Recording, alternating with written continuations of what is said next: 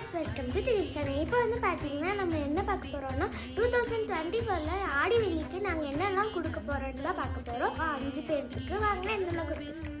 இது வந்து விளக்கு 2 விளக்கு கொடுத்துருக்கோம். அதுக்கப்புறம் ஒரு வளையல், அதுக்கப்புறம் இந்த லீஃப் மாதிரி போட்டதுல ஒரு குங்குமமும் அதுக்கப்புறம் இந்த பேக்கெட்டில் கொஞ்சமாக அதுக்கப்புறம் ஒரு கயிறு, அதுக்கப்புறம் ஒரு நெய் சொல்லி நெக்ஸ்ட் வந்து பார்த்தீங்கன்னா ஒரு பூ.